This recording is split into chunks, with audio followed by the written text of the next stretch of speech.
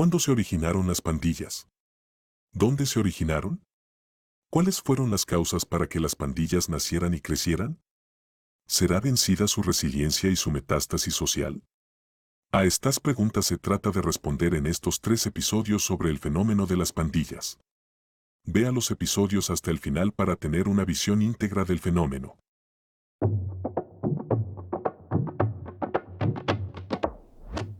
A continuación, se presenta un contenido en el cual se hace un análisis de las pandillas aplicando el método de flujograma situacional. Para el análisis, este método divide el fenómeno completo en 3 partes. 1. La genoestructura, en la cual se analizan las causas estructurales del fenómeno. 2. La fenoestructura, en la cual se analizan las causas mediatas e inmediatas. 3. La fenoproducción, en la cual se analizan el problema y sus manifestaciones. Por lo extenso del tema, se han elaborado 3 videos, cada uno de los cuales corresponde a una sección del respectivo contenido. Este contenido aplica para la situación de las pandillas a partir de su aparecimiento en los años 80 hasta el año 2022. En el año 2022, el gobierno de El Salvador estableció un régimen de excepción en todo el territorio nacional, el cual le ha permitido encarcelar más de 70,000 pandilleros de todas las denominaciones. Esta actividad gubernamental ha cambiado la situación de la seguridad, habiéndose reducido significativamente los delitos cometidos por las pandillas contra la ciudadanía. De la misma forma, se ha devuelto la tranquilidad a las comunidades afectadas por las pandillas. La cárcel ha alejado de las calles a los pandilleros, pero no los ha alejado de su naturaleza criminal, por lo que es de esperar que sus ancestros y sus herederos puedan continuar con la mutación necesaria para subsistir, a la espera que sus compañeros de crimen puedan salir de prisión y continuar con su cultura criminal. No se sabe cuánto tiempo podrán continuar en la cárcel los más de 70,000 pandilleros detenidos bajo el régimen de excepción. Sin embargo, es conveniente tener en cuenta la génesis de esta subcultura criminal, debido a que el fenómeno tuvo 44 años para nacer, crecer, organizarse, mutar y convertirse en una metástasis social. No debe olvidarse que, para un pandillero, la pandilla es todo, es su vida. No olvides dar like, compartir, comentar el video y suscribirte al canal para poder tener acceso inmediato a los videos publicados, donde el pensamiento crítico es el fundamento. Continuamos con el tema inteligencia criminal estratégica. En este video se presenta la sección 1 de 3 secciones del capítulo 3 del tema Las pandillas, una mafia que amenaza la seguridad nacional. Debido a lo extenso del tema, se ha dividido en 3 secciones. Pasamos a presentar la sección 1, que comprende la genoestructura.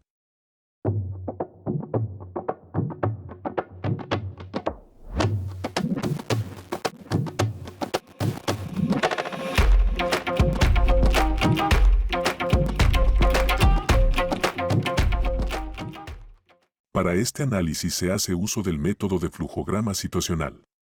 Bajo este método, se hace un análisis detallado de las causas estructurales, causas mediatas e inmediatas del fenómeno, se cierra con la definición del problema y sus manifestaciones, también conocidos como vectores de definición del problema. Se inicia con el análisis de la genoestructura, la que comprende las causas estructurales internas y las causas estructurales externas. Se continúa con el análisis de la fenoestructura, la que comprende las causas mediatas e inmediatas del fenómeno mismo y las causas imputables a la administración. Posteriormente se analiza la fenoproducción, donde se define el problema y las manifestaciones del mismo en el ambiente, las que se conocen como vectores de definición.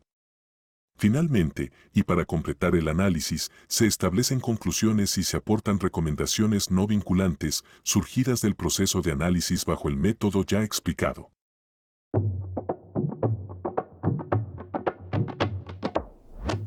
¿Qué es seguridad nacional? Para encuadrar el análisis y su relación con el Estado, se incluye un concepto de seguridad nacional. Este concepto será útil para determinar si las pandillas amenazan a la seguridad nacional.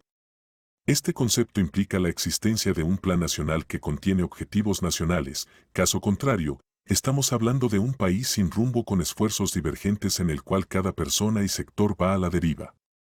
En los países de corta visión y con deficientes sistemas de planificación, siempre culpan a las guerras de los problemas posteriores, aunque pasen muchos años.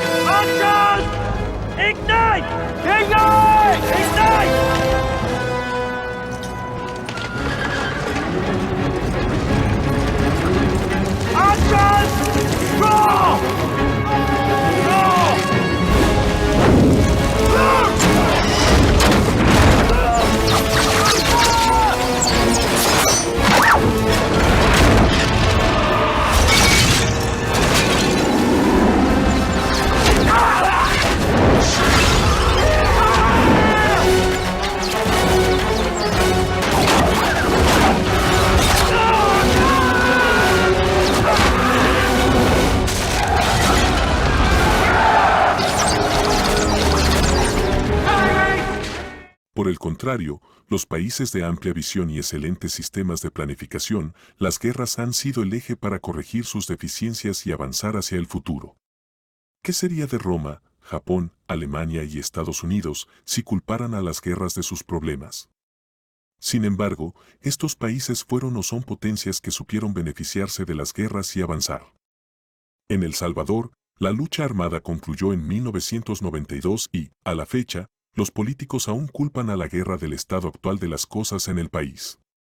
¿Quién es el responsable de la situación actual de las pandillas? ¿Qué está mal?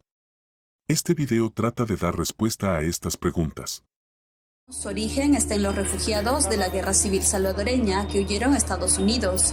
Los dos principales son la Mara Salvatrucha 13 y Barrio 18, organizaciones muy poderosas a las que el Estado salvadoreño ya intentó combatir anteriormente con la técnica de la mano dura, pero que fracasó en el intento.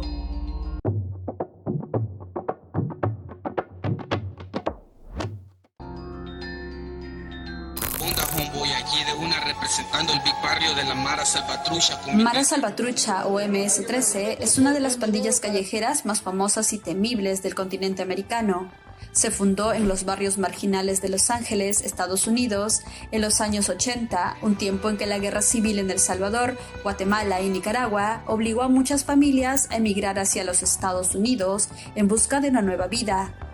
Muchos de esos refugiados terminaron asentándose en la principal ciudad de California, encontrando un nuevo hogar en los barrios del este y centro y en el Valle de San Fernando, donde los mexicanos llevaban largo rato creando comunidad. Allí, los amos de la calle eran las pandillas mexicanas, las cuales empezaron a tomar el control sobre los nuevos migrantes, motivando así el surgimiento de nuevas pandillas. La más fuerte de ellas se llamó Stoner de la Mara Salvatrucha o MSS. Su poder fue tal en California que la solución que Estados Unidos planteó fue la extradición masiva de esos pandilleros hacia El Salvador a mediados de la década de 1990. Se estima que unos 4.000 fueron arrestados y deportados. Una solución cortoplacista que a la larga traería consecuencias. Estos mareros llegaron a un país pobre, devastado por la guerra y las familias rotas. El caldo de cultivo perfecto para seguir creciendo. La primera causa estructural interna es la aplicación errónea de la democracia. Fue como dar a un joven una autopista y un auto veloz. Debido a lo novedoso de la democracia, ésta se aplicó y entendió como hagan lo que quieran en esta era posterior a las dictaduras y posguerra. Entonces vino un modelo de neodemocracia liberal. Siendo El Salvador un país del último mundo, aunque las negociaciones para concluir el conflicto armado iniciaron en 1984, 8 años antes de concluir, a nadie se le ocurrió planificar el futuro. No hubo un plan de desarrollo nacional. Aunque vino cierta paz, las expectativas de la nación no fueron satisfechas. En la posguerra surgieron muchas instituciones que dieron expectativas, pero luego se estancaron. A pesar de que surgieron estructuras prometedoras nacidas con la democracia, se estancaron. Muchas funciones de la democracia no fueron aplicadas debido al costo político implícito que nadie quiso pagar. Aplicación errónea de democracia. Pronto, la expectativa institucional tocó la realidad y los ciudadanos tuvieron que entender que las cosas no serían muy diferentes en el medio y largo plazo. Véase en detalle las imágenes, las cuales expresan el desencanto de una ciudadana al ser víctima de la delincuencia, recurre a los operadores de la ley en busca de justicia. A medida no se hace justicia, recurre a diferentes instancias para, finalmente, darse cuenta que todos los protagonistas son parte de la misma corrupción. Llega el momento que su expectativa institucional y su esperanza en la democracia choca con la realidad que está llena de impunidad. Ante la corrupción, vino el desencanto, la frustración. La ley ya no fue controlada por la justicia, sino por los intereses personales o de grupos. El freno por excelencia para que las instituciones funcionen es el costo político, eso impidió que la democracia y sus instituciones funcionaran debidamente. El costo político conlleva que nadie quiere ser identificado con el pasado, los funcionarios tienen pasados maculados y pretenden siempre mantener su status quo. A esto se suma el establecimiento del modelo económico neoliberal, que fue interpretado como hagan lo que quieran con el mercado. Este modelo hizo par con la neodemocracia liberal. Bajo este modelo, La gente comenzó a hacer lo conveniente para satisfacer las expectativas que el sistema no satisface. ¿Qué hizo falta entonces? Una posible agenda podría contener lo siguiente: un plan de desarrollo nacional, sistemas administrativos debidamente adaptados, sistemas de control para el Estado, sistemas inteligentes de renovación permanente. Otra causa estructural es la marginación social. Algunos de los indicadores para aseverar la marginación son el desempleo, el comercio informal y la inflación. Los efectos de estas tres condiciones son la segregación de sectores sociales sin oportunidades, son las víctimas por excelencia.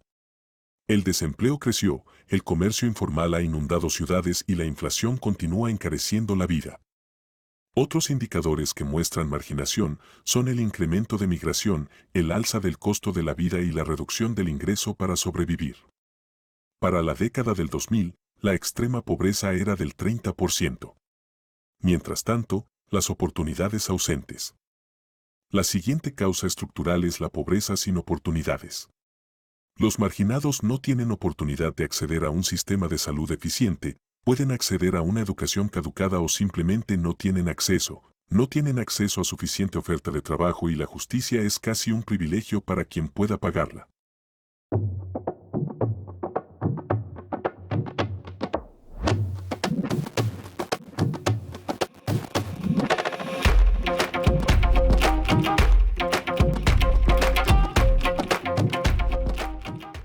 Entonces, con mi caso fue por eso que te explico, donde yo me crecí y la desigualdad de oportunidades y todo lo que yo vi con esa gente adinerada ahí. Pues.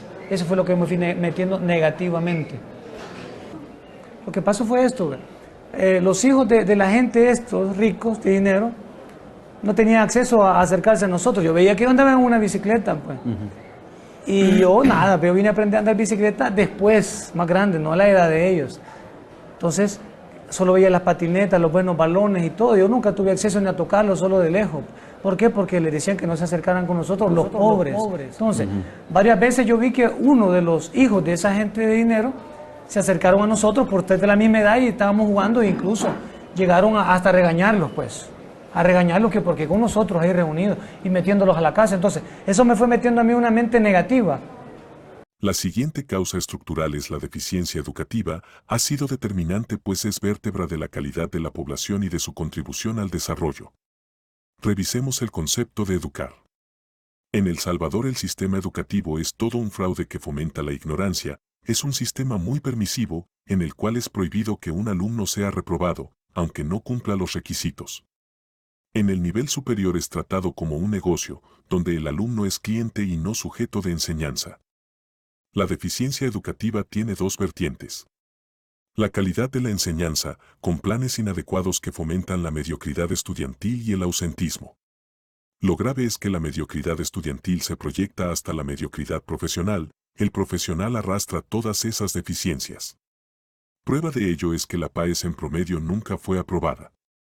Esto repercute en el desarrollo nacional. Esto hizo que El Salvador cayera en un ciclo vicioso debido a la deficiencia educativa. Este ciclo nadie se atreve a romperlo para minimizar la ignorancia y elevar la calidad del ciudadano, el costo político. Este ciclo inicia con un mal sistema educativo. Véase la secuencia de la gráfica para una mejor comprensión del ciclo vicioso de la calidad de la población en El Salvador. Todo inicia con un mal sistema educativo hasta maximizarse con una mala sociedad, pasando por las malas familias. Muchos señalan la corrupción como un mal endémico en la sociedad de El Salvador, señalando a los políticos por excelencia. Sin embargo, en mi opinión, las instituciones más corruptas antes y ahora son la iglesia de todas las denominaciones, la familia y el sistema educativo. Si hay una sociedad de baja calidad y estas tres instituciones son responsables de la educación inicial del ser humano, entonces han cumplido mal su función, degenerando la sociedad. Las tres escuelas básicas del niño resultaron ser las más corruptas del Estado. Aquí subyace otro problema y es la educación multicanal. Cuando el niño interactúa con la calle, recibe información de muchos canales informativos, para lo cual no está preparado, por sus deficientes bases. Entonces, la calle lo forma a semejanza de su modelo. La neoidiosincrasia nacional como causa estructural. Como resultado, lo anterior alteró la idiosincrasia nacional. El ciudadano ya no es ni será el mismo, mientras no cambie el sistema educativo. Su carácter nacional ha cambiado, aunque en el imaginario de los demás aún subsiste la idea del salvadoreño de antaño, que ya no existe. El mito del salvadoreño trabajador, amable, persistente y emprendedor ha quedado en una nebulosa de la cual solamente salen los excepcionales. El salvadoreño promedio, o sea, la mayoría, tiene a la base de su idiosincrasia lo siguiente. 1. Todo le importa poco. 2. Todo es para mientras y nada de larga visión. 3. Todo a última hora, todo lo improvisa. A esto hay que agregar que, una gran mayoría de jóvenes y adultos viven en la comodidad de sus vidas esperando las remesas que les son enviadas por sus familiares que migraron. Son mantenidos y consumidores por excelencia. Del 30 al 40% de la población vive fuera del país y mantienen a sus pares que quedaron atrás. Pasó a ser un país de mantenidos sociales. Luego, la desocupación de los que quedaron en el país es propicia para invadir la mente de ideas deformes, pasando por el ocio hasta llegar al crimen. El conacional ya no es tan amable, pues han existido periodos de hasta 12 homicidios diarios, y más. Es capaz de enfrentar la seguridad pública para defender sus ilegalidades, como el comercio informal. Antes ha conducido el crimen desde las cárceles, obteniendo rentabilidad para la organización y su familia. Además, reina la intolerancia en las calles. Ya no es tan persistente. Aunque es persistente, pero en otra dirección. Roba impunemente, invade las calles, conduce ilegalmente y cree tener derecho absoluto, evadiendo el gobierno de la ley. Sí, es emprendedor, pero para generar nuevas organizaciones criminales, como pandillas, protagonizar nuevas violaciones a las leyes, como conducir sin documentos de tránsito, invadir las calles con comercio informal y mucho más. Es amante de la ilegalidad.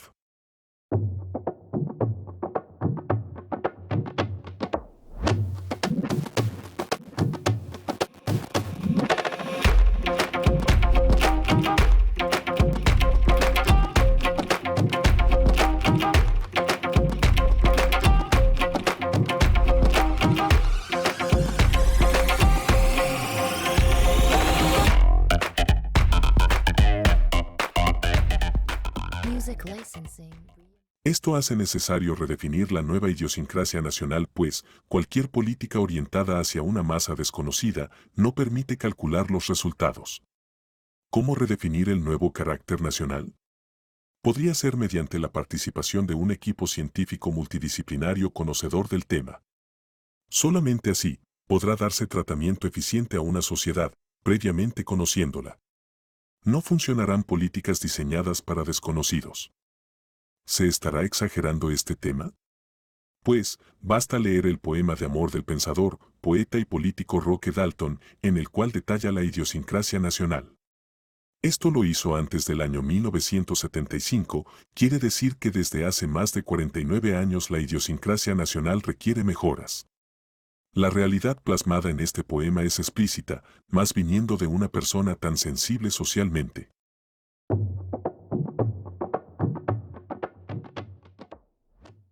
Pasamos a las causas externas. La siguiente causa estructural es la migración, específicamente a Estados Unidos de América. Las opciones para la población son vivir en condiciones infrahumanas o migrar. 1/3 de la población decidió migrar. Estos ciudadanos generalmente mantienen a sus pares que quedaron atrás. Durante la guerra civil de este país centroamericano que se desarrolló entre 1979 y 1992, miles de jóvenes salvadoreños huyeron de su país hacia los Estados Unidos. Muchos de ellos terminaron en barrios empobrecidos y marginados como Los Ángeles y California. Los salvadoreños no solo se integraron en pandillas existentes de latinos, como Barrio 18, sino que crearon la suya propia, la Mara Salvatrucha. Tras más de una década de actividades criminales y con endurecimiento de medidas contra las pandillas en la década de los 90, miles de pandilleros fueron deportados a El Salvador y de esta manera trasladaron su estilo de vida criminal. Los motivos de la migración van evolucionando. De los años 70 a los 90, los motivos para migrar eran políticos, pero a partir de la década de los años 90 hasta la actualidad del siglo XXI, los motivos para migrar son económicos, mayoritariamente. En la gráfica se compara la probabilidad de éxito y fracaso en ambos mundos.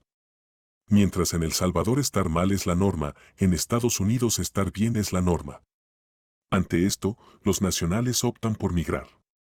Esta es una gráfica que clasifica los países del mundo por su ingreso per cápita. El Salvador se encuentra en la cuarta franja, donde el ingreso per cápita está entre $1,000 y $3,000. Mejor migrar a un país donde ingreso per cápita es de $15,000 o más. Nada que motive a quedarse.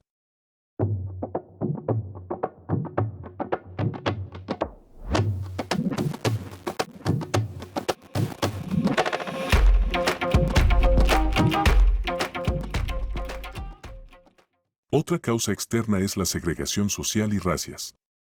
Estados Unidos de América es un país multirracial por excelencia, propicio para el conflicto interracias. Es así como en el estado de California llegó el momento que se encontraron afroamericanos, mexicanos y salvadoreños, todos tratando de mantener y ampliar sus territorios. Veamos antes qué dice la teoría del conflicto al respecto. Según Freud, el conflicto es un enfrentamiento intencionado entre dos seres o grupos de la misma especie que manifiestan una intención hostil de carácter general, a propósito de un derecho y que, para mantenerlo o restablecerlo, busca quebrantar la resistencia del otro. Puede llegar al aniquilamiento físico.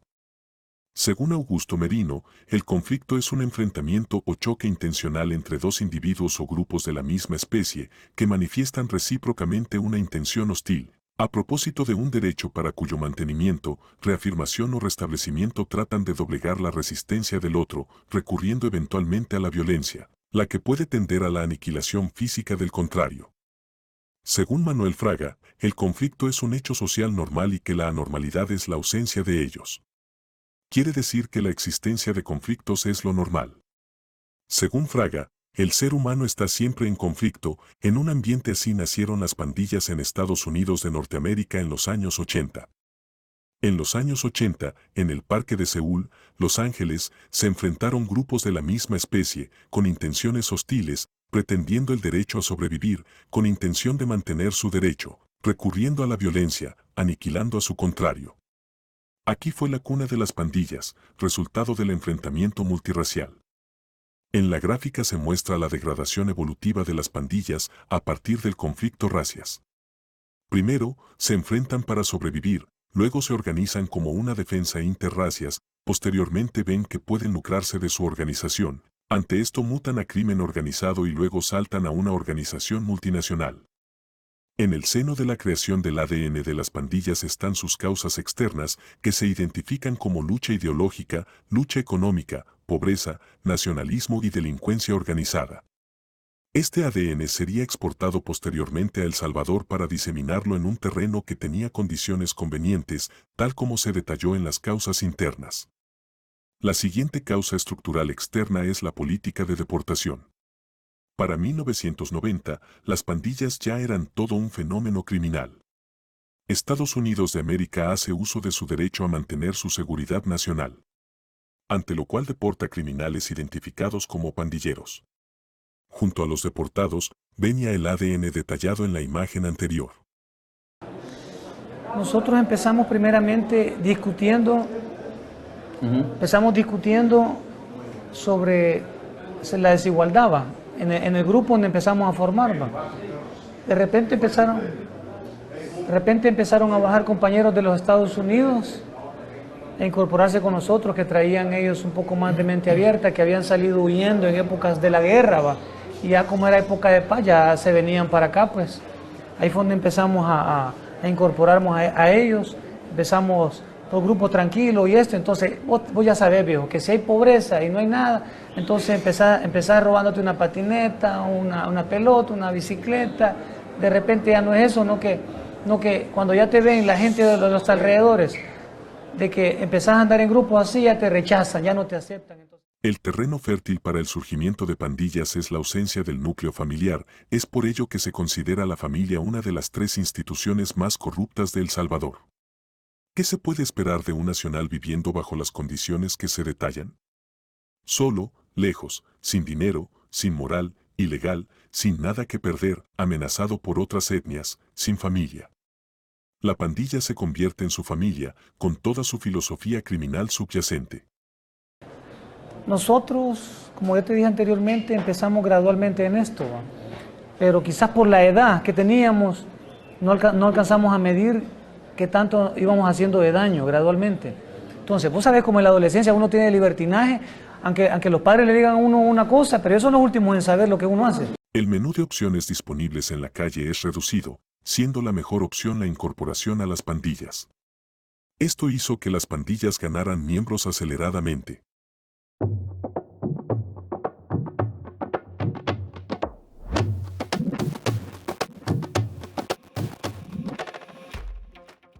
¿Cuándo se originaron las pandillas? ¿Dónde se originaron? ¿Cuáles fueron las causas para que las pandillas nacieran y crecieran? ¿Será vencida su resiliencia y su metástasis social? A estas preguntas se trata de responder en estos 3 episodios sobre el fenómeno de las pandillas. Vea los episodios hasta el final para tener una visión íntegra del fenómeno. Para este análisis se hace uso del método de flujograma situacional. Bajo este método, se hace un análisis detallado de las causas mediatas e inmediatas del fenómeno, se cierra con la definición del problema y sus manifestaciones, también conocidos como vectores de definición del problema. Esta es una vista gráfica del método empleado para el análisis, es un flujograma situacional, el cual facilita la comprensión del tema, la ubicación dentro del documental y el seguimiento al tema. El tema de esta sección es la fenoestructura. En esta sección veremos las causas mediatas y las causas inmediatas del fenómeno de las pandillas. Las causas mediatas. Una filosofía de vida. Iniciamos con las causas mediatas e inmediatas imputables al fenómeno.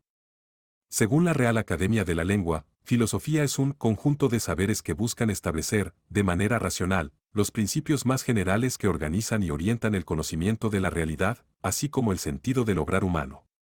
Otra definición de filosofía, de la misma fuente, es la manera de pensar o de ver las cosas. Quiere decir que, haciendo uso de la filosofía, una persona u organización puede crear o fundamentar la manera como ve su propia realidad y eso le justifica las acciones que emprende. Ejemplos de lo dicho son los nazis cuya filosofía estaba dada por Madame Blavatsky, los samurái, cuya filosofía estaba dada por Buda, Confucio y por el sintoísmo, los musulmanes fundamentalistas cuya filosofía está dada por Mahoma, así otros.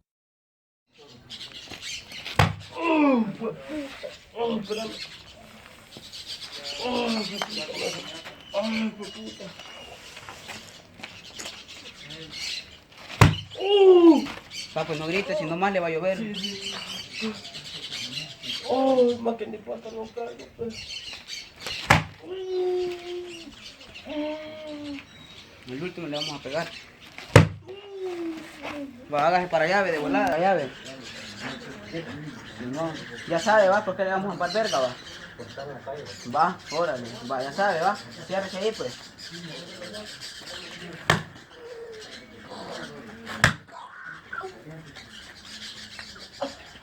A estas organizaciones, sus respectivas filosofías los acompañan hasta la tumba, nada los puede hacer desistir de los principios que materializan su filosofía al actuar. Sus actos están justificados, pues su realidad la ven a través de la filosofía adoptada para su forma de vida. Entonces, ¿tienen las pandillas fundamento filosófico? Deberían reunirse expertos a tratar de dilucidar este pequeño y profundo tema, pues opino que sí la tienen. No se basan en pensadores clásicos ni en sus precursores, pero sí han sido capaces de definir principios que organizan y orientan la realidad que han creado y, además, esos mismos principios son los que orientan sus acciones u obrar, pues tienen una filosofía. Es imposible tratar de combatir a una organización de la cual no se conoce su filosofía, pues nunca se podrá penetrar a su realidad y destruirla. Nunca se conocerán sus vulnerabilidades para poder erradicar el fenómeno desde las raíces. Al revisar la vida de las pandillas, probablemente se puede deducir su fundamento filosófico, caso contrario, hay que interrogar a sus miembros en ese sentido. Este no puede ser un interrogatorio hecho por un agente común, pues para definir su filosofía y destruirlos no interesa saber. ¿Dónde están las armas? ¿Dónde están los demás pandilleros? ¿Quién es tu jefe? ¿Quién mató a fulano o a sutano? En la tabla adjunta se pueden leer algunas preguntas que pueden llevar a deducir su filosofía. Las preguntas debidamente estructuradas debe plantearlas un filósofo, un psicólogo, un sociólogo, un antropólogo o un psiquiatra, personas que sean capaces de penetrar la estructura mental del pandillero y luego graficarla, para poder así definir su manera de ver la realidad y las justificaciones de sus acciones. Esa será la esencia de su filosofía. Conociendo sus principios, podrá penetrarse en la mente de la organización y destruirla. No es un trabajo para gente común, ¿verdad? Es un trabajo de científicos. Quiere decir que, si las pandillas tienen su propia manera de pensar y de ver las cosas, entonces tienen su propia filosofía. No quiere decir que en sus filas haya filósofos, sino que la filosofía surge precisamente de la forma como ordenan su realidad y actúan dentro de ella. El conflicto social surge cuando la realidad de las pandillas se intercepta con el mundo del ciudadano común, y ambos pretenden que el otro actúe de acuerdo con los postulados del otro. Aquí es donde surge el conflicto social, y la sociedad comienza a ser víctima del crimen organizado, pues las pandillas son quienes tienen las armas y la capacidad para intimidar y ejercer la violencia. En la intercepción de los dos mundos, es donde se inicia el conflicto, también cuando cada uno de los mundos intenta incursionar al mundo del contrario. El surgimiento de una mafia organizada. Su ícono es sinónimo de poder, temor, influencia y respeto. Está globalizada y es toda una empresa transnacional. Su inversión inicial fue $0 con 0 centavos. Su margen de utilidades es envidiable para cualquier otra empresa. Sus gastos de operación son reducidísimos, pues el equipo y materia prima son casi gratis. Las pandillas de la Mara Salvatrucha en El Salvador tuvieron todo el poder económico. La extorsión, el narcotráfico, la venta de armas y la inversión en negocios les puso en una condición de clase pudiente y legal. El entrenamiento de sus miembros es en la calle y no incurre en costos. Sus altos directivos y ejecutivos tienen un eficiente andamiaje clandestino, que les evita contacto con la competencia, con los medios de comunicación y cualquier amenaza a sus intereses personales. Le ponían sus rentas, cuotas que tenían que darlas, y si no, lo amenazaban, y no lo golpeaban, y no lo mataban. Yo era árbitro de fútbol. Para ir a pitar un fútbol, me ponían como 5 o 6 mareros en cada puesto. Y a cada uno le tenía que dar $1. Más de $2 millones en efectivo han sido decomisados en el último año en la guerra que el gobierno salvadoreño libra en contra de las pandillas, según reportes oficiales de las autoridades de seguridad. Pero algunos especialistas estiman que esa cantidad no se acerca a la realidad, a la fortuna que podrían haber amasado los delincuentes durante más de 3 décadas. Gozan de la tolerancia de los estados donde operan. La membresía es eterna y casi gratis. Establecida y consolidada en muchos países. Establecida y consolidada en varios estados del mejor mercado del mundo, Estados Unidos.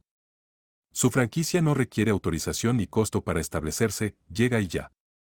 No se está describiendo a una empresa legal, pero si alguien tiene en mente alguna empresa que tenga estas características, entonces no habrá razón para pertenecer a las pandillas. Caso contrario, estas razones son suficientes para dejarse apalear por una membresía y aspirar a los más altos cargos dentro de una pandilla. Es en esta organización donde se ha puesto de manifiesto el espíritu emprendedor salvadoreño, al hacer llegar a las pandillas a un nivel tal de convertirse en una amenaza a la seguridad nacional, pero eficiente financiera y organizacionalmente. El 4 de mayo de 2024, el ministro de Seguridad, Gustavo Villatoro, aseguró a Diario El Mundo que, en términos de desmantelamiento de la industria del crimen, ese estado criminal con su aparataje de recaudación, entiéndase renta o extorsión, estaba generando de $1.500 a $2.000 millones al año, lo cual ahorita ni siquiera llegan al 5%. También aseguró que, desde que comenzó la guerra contra las pandillas, las autoridades han arrestado a 79.800 presuntos pandilleros, de los cuales 7.600 han sido liberados, dijo Villatoro.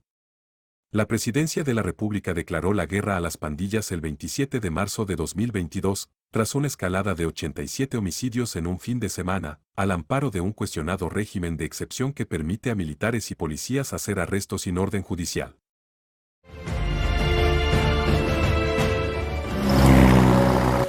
En el año 2016, la policía salvadoreña puso al descubierto parte de las finanzas de estas estructuras criminales en la llamada Operación Jaque.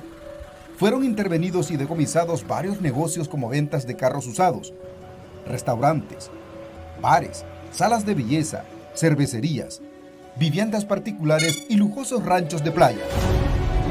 Todas inversiones hechas por los pandilleros con dinero obtenido por medio de las extorsiones. 157 allanamientos los que se iban a practicar en varios departamentos, ¿verdad? Y las órdenes de captura eran 120, ¿verdad? Ahorita hay vinculaciones en Sonsonate, incautar uno, dos, tres moteles creo, ¿verdad? Unos restaurantes vinculados con pandillas, también un autolote. Este autohotel Los Tres Haces está vinculado directamente con la pandilla, con la distribución de drogas. En estos negocios estaban involucrados más de 400 miembros de la MS, incluyendo a la Rampla Nacional, es decir, los cabecillas que ya estaban encarcelados, pero que seguían recibiendo dividendos. Todo a costa de la población, empresarios y comerciantes amenazados en las calles. Tenían bastante poder y dinero. Usted sabe que donde está el dinero está el poder, ¿verdad? Mucha gente, quiera o no, limpió, hizo como un lavado de dólares allí, pues, y hoy están con buenos negocios y tuvieron ese pasado, que lo pudieron canalizar, quizás con prestanombre, algo, pero mucha gente armó un imperio de ahí. Muchas cosas que le han fiscalizado, por ejemplo, lotes de autos, dinero, drogas, tantas cosas que tenían y que aún a muchas cosas que todavía no se las han hallado. Las drogas era otra fuente de dinero para las pandillas, el narcomenudeo, es decir, la venta al por menor de las sustancias prohibidas en los barrios, se convirtió en su especialidad de negocio. Pero lo más lucrativo era dar seguridad a los grandes cargamentos de los cárteles de la droga mexicanos. La pandilla que esté a cargo de la seguridad costera, que es la otra que le permite que ellos puedan en algún momento llegar a México, desembarcar rápidamente por una necesidad, ya sea de motores, de cualquier cosa, les dan la protección y estos mismos se coordinan con el cártel que los está recibiendo. En el año 2022, las autoridades incautaron a la pandilla del barrio 18 una flota de vehículos formada por 18 unidades del transporte colectivo y 8 carros compactos con los que daban servicio de transporte personalizado. Ausencia de alternativas. Las causas mediatas e inmediatas imputables a la Administración Nacional. Los códigos de lealtad de los miembros de las pandillas son sellados con sangre y su costo es la vida. No hay alternativa para sus miembros, más que la muerte. Otras vías alternas son el hospital y la cárcel. Trate el lector de ocupar los ríos donde viven los hipopótamos, y pronto conocerá a uno de los mamíferos más violentos, pues comunidades humanas enteras africanas han tenido que abandonar sus asentamientos, para establecerse lejos del territorio de estos animales. Una filosofía de pertenencia tan poderosa lleva impregnada a un pandillero, de tal forma que defiende su modo de vida y su territorio pues no tiene otro lugar donde vivir. Imaginemos a un hipopótamo expulsado de sus ríos y viviendo colgado de un árbol compartiéndolo con un mono. Así de ridículo lo concibe un pandillero al imaginarse fuera de su pandilla. Entonces, debe luchar dentro, porque fuera no tiene alternativa, ya perdió la configuración para vivir en el mundo común. No aceptar la nueva realidad. Cuando la sociedad en El Salvador era tal como en la figura, las pandillas eran vistas como un grupo de vagos, a quienes se les debería dejar en paz pues eran solamente unos cuantos locos con su tema. Nos referimos a los años 80 y 90. A nadie le importaron a fondo, y ningún analista previó que evolucionarían a niveles tales, que gobernarían las calles de ciudades enteras y el ánimo de naciones enteras. No hubo previsión, pues no se aceptó aquella realidad que era factible de retomar y darle otro rumbo. Pasados unos años, ya entrando al siglo XXI, el fenómeno evolucionó aceleradamente y pasó a la ofensiva, materializando una sociedad como la descrita en la figura adjunta, es amenazada la sociedad entera y hay un conflicto manifiesto. Aún así, el fenómeno no fue tomado y analizado científicamente para buscar la forma de hacerle una cirugía que permita extirparlo desde su raíz. Las medidas tomadas fueron cosméticas, políticas o solamente para crear percepción de seguridad a la población. Aceptar la realidad de las pandillas implica iniciar una lucha frontal, que implicaría a todos los órdenes del Estado pues los abarca a todos, tomar medidas de corto y largo plazo que implican dedicar esfuerzos continuos que, más tarde, el tedio consume y el esfuerzo se desvanece en el tiempo. Mientras esa realidad no sea aceptada y se organice un organismo multidisciplinario, con elementos de carácter científico, técnico y ejecutivo, dedicado a tiempo completo y con su presupuesto adecuado, las pandillas llevarán la ventaja y seguirán evolucionando. Ahora está bien tranquilo por todos lados, usted puede ir a todas partes, venir a la hora que sea y todo bien tranquilo. Cuanto que antes había que ir a recoger los hijos por allá porque no podían pasar por esta zona. Pero hoy, gracias a Dios, está bastante bien, tranquilo. Porque toda esta gente de acá, como viven por acá, a las 11 de la noche vienen ya del centro, de todas estas partes. Y no hay nada de que temer. Antes toda la gente venía con miedo, hay mamás que no traían a sus hijos, ahora ya los traen. Es una alegría, yo era una de esas, yo no traía a mis hijos aquí porque no los conociera. Y ahora yo los traigo, ellos me ayudan, ellos son mi apoyo. Y yo me siento alegre con la seguridad ahorita. Predominio de intereses antinacionales. El ciclo de la planificación de la seguridad nacional establece que los objetivos de un Estado deben surgir de una apreciación, esto es después de identificar las necesidades de la nación y evaluar la cantidad y calidad de recursos nacionales disponibles para alcanzar esos objetivos. Posterior a eso, debe ser elaborado un plan de desarrollo nacional y, si hay amenazas a este, se entra al campo de la seguridad nacional que garantiza crear las condiciones para el desarrollo, bajo todo costo. Además, ese plan de desarrollo no es propiedad de un gobierno de turno, de una clase política, ni de una clase económica determinada, sino que es propiedad nacional y debe ser administrado por un organismo permanente. Esto evita que los problemas y necesidades nacionales sean politizados, sean olvidados, sean obviados o sean negociados, por tanto, se garantiza que el único camino sea el desarrollo dentro de cualquier plazo. La cultura política salvadoreña indica que deben retomarse problemas nacionales que den fruto electoral a 5 años plazo, caso contrario no es rentable. ¿La razón? Porque solamente han imperado los intereses antinacionales, o sea la nación no ha interesado, sino que solamente interesaron sectores, sean estos políticos, religiosos, económicos, pero no la nación. Las pandillas son un problema nacional de largo plazo y es así como debe abordarse, debe ser a partir de planes nacionales que se hereden a las futuras administraciones sin importar su tendencia política. Caso contrario, las pandillas estarán siempre por sobre la nación. Existencia de intereses ocultos. Las pandillas generan inseguridad y la inseguridad genera otras necesidades rentables. Para el 2006, el 10.8% del PIB de El Salvador se gastaba en seguridad, debido a lo anterior, esto se resta al desarrollo, fuente CEPAL. La inseguridad genera venta de armas, que son un negocio privado. La inseguridad genera la necesidad de personal para seguridad, que es negocio privado. Hasta el año 2006, las empresas de seguridad tenían más efectivos que la policía. La inseguridad genera delitos de todo tipo, el delincuente va a la cárcel y, entonces, siempre habrá un abogado listo a sacrificar su ética para defender a un delincuente. Se desconocen las conexiones de los grandes jefes de las pandillas, pero según el documental, La Nueva Mafia, sus líderes son personajes con dinero. Deben cuidar su empresa.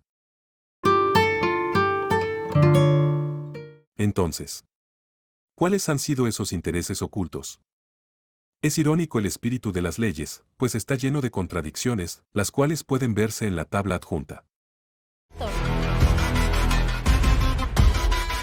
Hasta hace unos años las cárceles salvadoreñas eran un completo desastre. Bueno, el gobierno del presidente de El Salvador, Nayib Bukele, ha hecho público los hechos de corrupción en pasadas administraciones carcelarias, en las que mandaban las maras.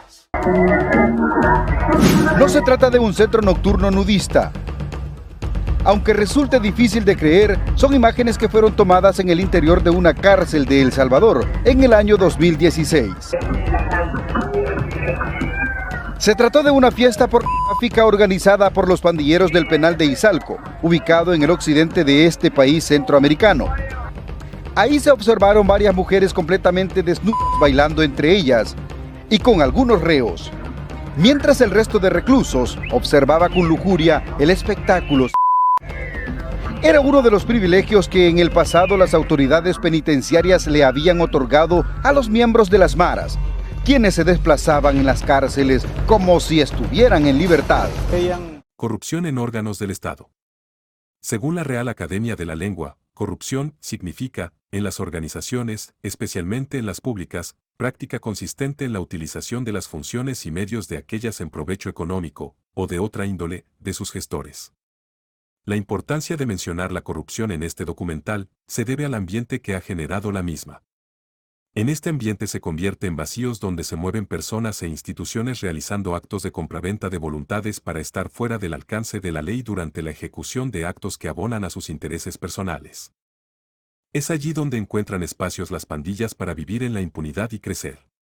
Uno de los organismos relacionados al tema es el sistema judicial, específicamente los juzgados de paz, donde el delincuente es puesto en libertad a pesar de las pruebas que, para cualquier ciudadano con sentido común, son demostrativos de un crimen cometido. Han habido instituciones, altamente señaladas por la ciudadanía, por sus actos fuera de la ley, lo cual no las hace merecedoras de la confianza para obtener la suficiente información para neutralizar a nivel represivo al crimen organizado. Además, el clamor popular de los vínculos existentes de algunos elementos con este tipo de crimen, al cual guardan las espaldas comunicando las denuncias recibidas en su contra. Tenían otros privilegios como visitas sexuales, cuantas veces ellos quisieran, en sus lujosas celdas. Algunos de esos encuentros fueron grabados por los mismos reos. Aquí, el pandillero conocido como el Crook disfrutaba de un apasionado encuentro con una jovencita también miembro de la pandilla, el que se hizo público a detalles en diferentes redes sociales, un hecho que causó repudio entre la población. Todos esos privilegios salieron a la luz pública y la indignación creció en el país. Muchos pedían poner orden tras las rejas, porque los pandilleros no solo vivían como si no hubieran cometido delitos, sino que además desde ahí ordenaban todo tipo de crímenes para ser ejecutados en las calles.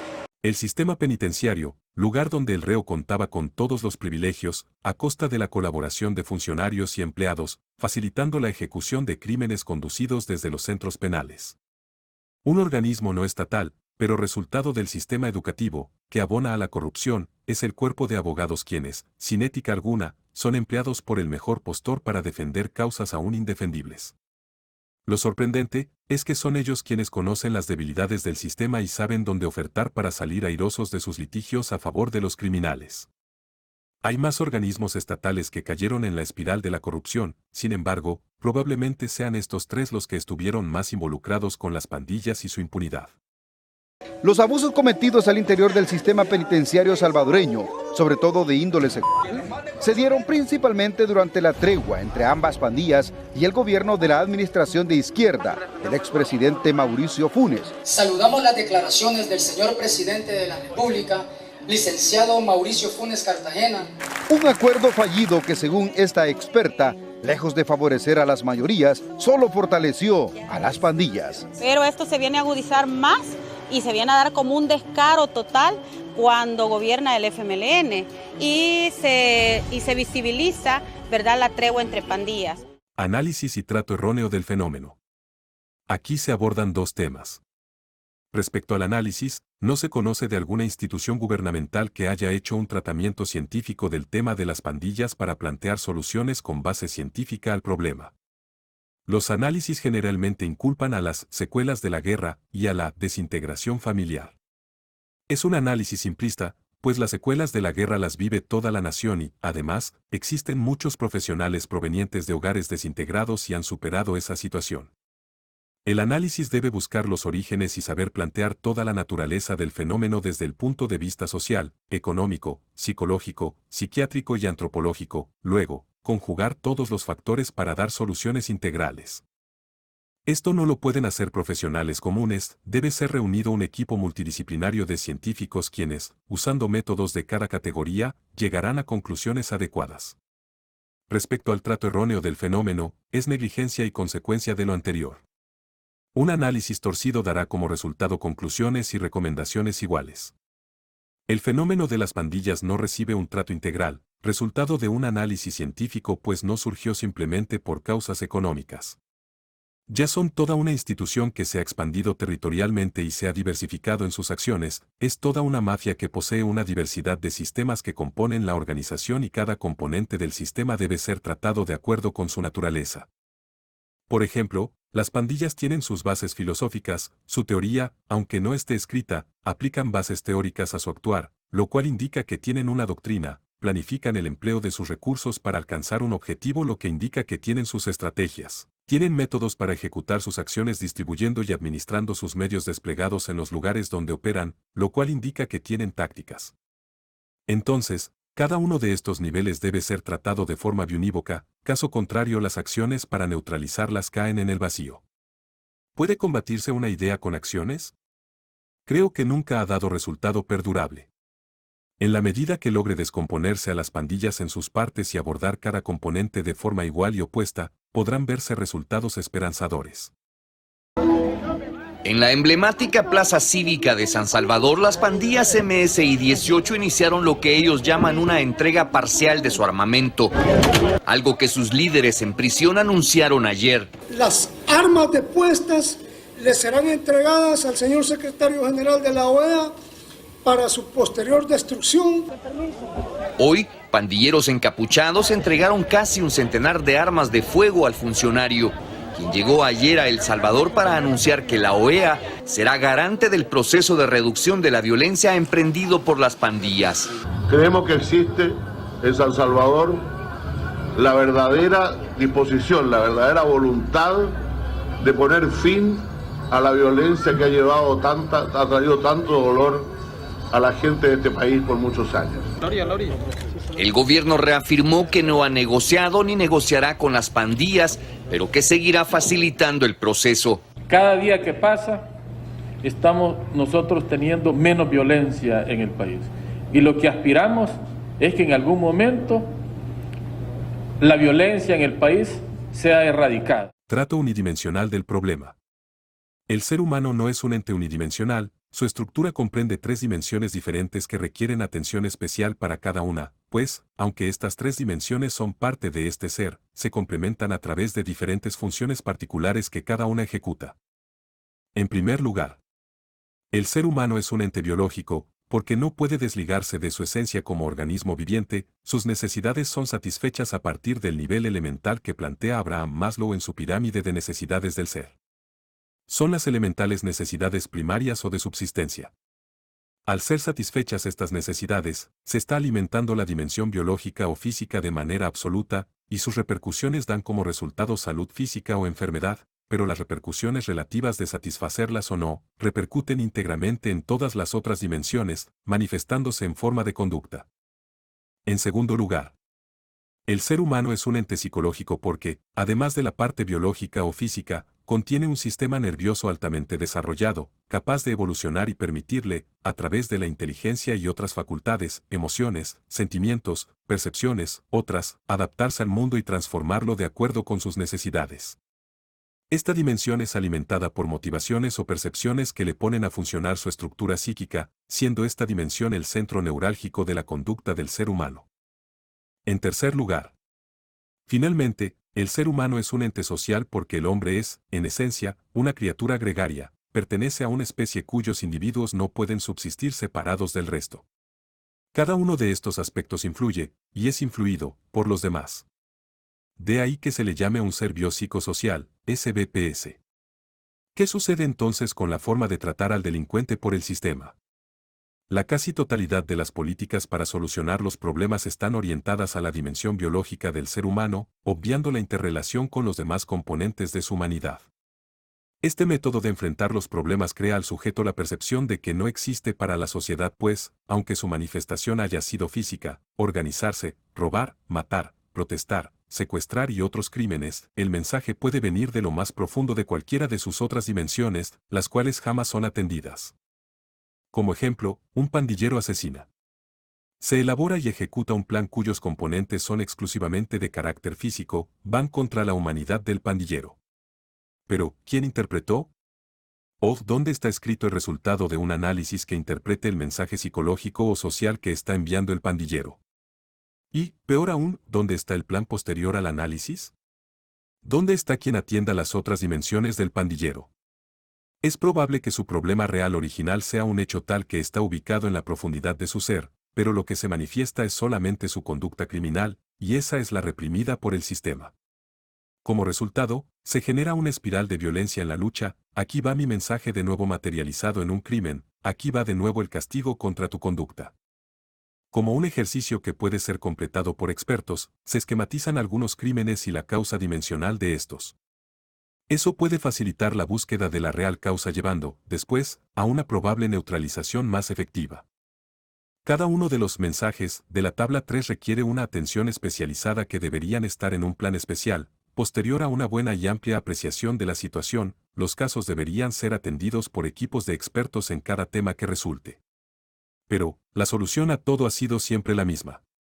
Esto hace que el trabajo policial sea mal visto pues actúa en dimensiones donde no tiene competencia científica, pues han sido adiestrados para reprimir la dimensión biológica del ser humano, no las demás dimensiones.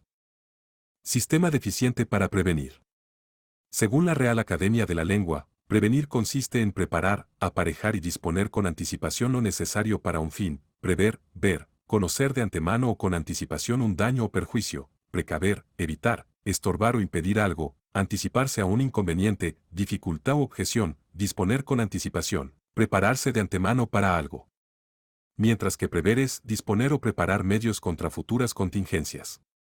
Un planificador solamente puede prever y disponer los medios necesarios para impedir algo si tiene visión de futuro.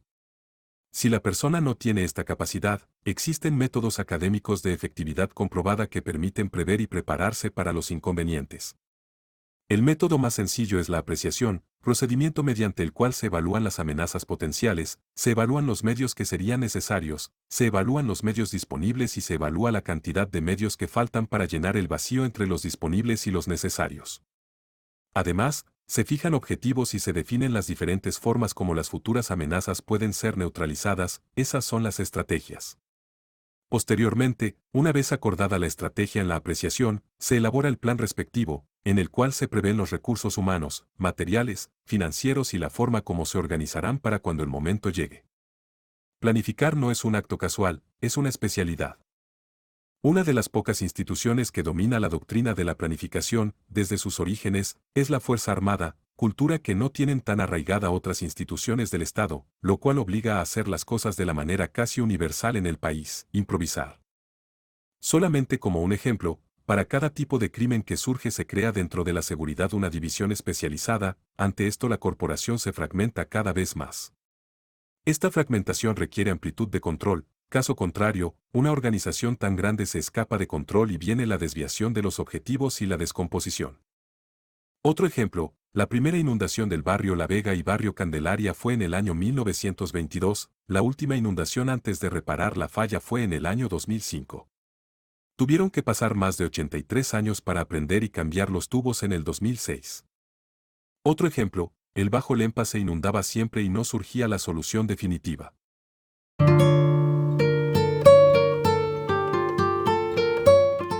Otro ejemplo, es irónico que en un país donde el agua abunda, haya escasez, debido a que no hay un sistema que procure canalizarla para volverla útil para consumo humano.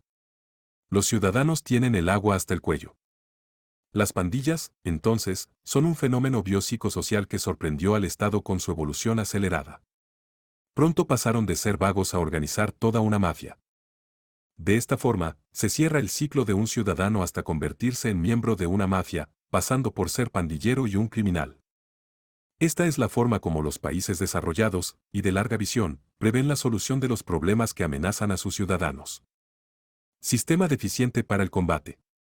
Combatir una fuerza requiere de todo un sistema. Dije sistema, pues enfrentará ya no a una persona o hecho aislado, sino que a todo un eficiente sistema. Desconozco el método exacto que tengan los responsables para analizar la amenaza y enfrentarla, pero según Peter Drucker en su libro, La gerencia, la administración se juzga por los resultados.